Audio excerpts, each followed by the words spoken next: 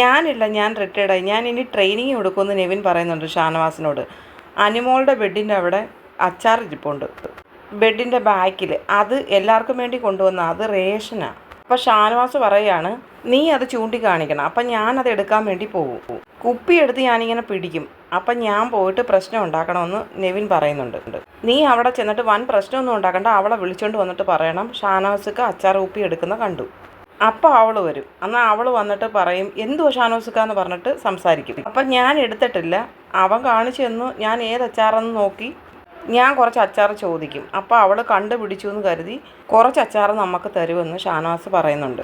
ഇതിങ്ങനെ നിന്നിട്ടല്ല, കുറേശ്ശെയായിട്ട് പരിപാടി ചെയ്യണമെന്ന് ഷാനവാസ് നെവിന് ക്ലാസ് കൊടുക്കുന്നുണ്ട്. നെവിൻ പറയാണ്, നമ്മൾ കക്കുന്നുമില്ല, എന്നാൽ കട്ടവനെ കൊണ്ട് തന്നെ കുറേശ്ശെ നമുക്ക് ആ സാധനം തെരിയിപ്പിക്കുകയും ചെയ്യുന്നുണ്ട്. അത് മതി എന്ന് പറഞ്ഞിട്ട് രണ്ടുപേരും ഹൈഫൈ ഒക്കെ അടിക്കുകയാണ്.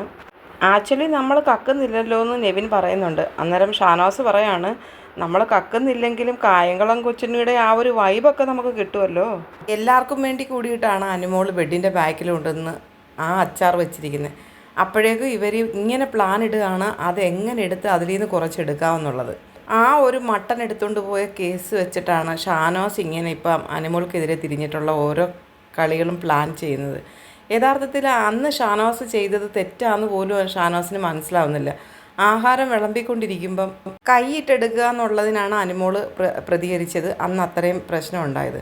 പക്ഷേ ആ ഒരു കാര്യം കൊണ്ടാണ് ഷാനവാസ് അന്ന് മുതലേ അനുമോൾക്കെതിരെ ഓരോ പ്രശ്നങ്ങൾ സൃഷ്ടിച്ചുകൊണ്ടിരിക്കുകയാണ്. അനുമോൾ മനഃപൂർവ്വം ഷാനവാസിൻ്റെ പുറകെ വന്ന് പ്രശ്നം ഉണ്ടാക്കുമെന്ന കണക്കാണ് ഷാനവാസ് എല്ലാവരുടെ അടുത്തും പറയുന്നത്.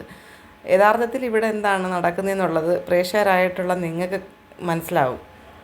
ഇപ്പോൾ ഒരു കാര്യം മനസ്സിലാക്കിയാൽ മതി, അത് എല്ലാവർക്കും കൂടി വേണ്ടിയുള്ളതാണെന്ന് നെവിനും പറയുന്നുണ്ട്, ഷാനവാസും പറയുന്നുണ്ട്. പിന്നെ ഇവരിങ്ങനെ ചെയ്യുന്നത് ശരിയാണോ എന്ന് പോലും അവർ ചിന്തിക്കുന്നില്ല.